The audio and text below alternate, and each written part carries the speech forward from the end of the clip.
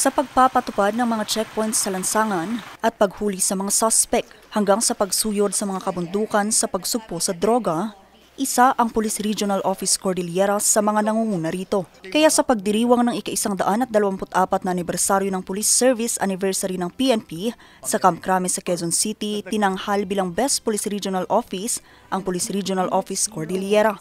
Best Police Regional Office in the year 2024, Police Regional Office Cordillera Administrative Region. The award will be received by Police Brigadier General Eric Sondilag, Regional Director. Personal itong tinanggap ng bagong upong Regional Director ng PROCAR na si Police Brigadier General Eric Sondilag.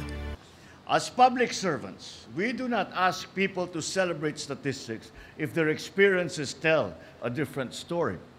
And that's why we must regain the trust of the public through more decisive and responsive actions.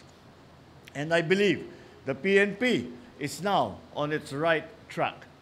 Sa pag-upo ni Police Brigadier General Dilag, kanyang pangako ang pagpapanatili sa matagal nang pinapangalaga ang titulo ng rehiyon bilang the most disciplined cops. We are guided with the pillars of leadership of our Chief PNP. Unahin niya natin yung quick response, yung 5 minutes response. Tignan natin kasi challenging dito sa area ng Cordillera. And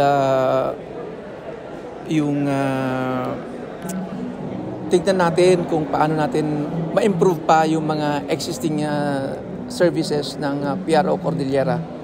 Pagtunan din natin pansin yung modernization ng ating mga kagamitan. Sa pagbaba ni Police Brigadier General David Peredo, dating Regional Director, tiwala itong matutupad ni Police Brigadier General Dilag ang kanyang pangako. Sumunod lang siya kung ano yung plano niya sa PROCAR dahil taga rito naman siya. Alam niya kung ano yung kinakailangan ng Cordillera para sa safety and security. Kasama na sa plano nilang maigting na pagpapatupad ng mga batas sa rehiyon, tuloy-tuloy na drug clearing operation at iba pang mga aksyon, mapanatili lamang ang kapayapaan sa buong rehiyon. Vanessa Bugtong, RNG News.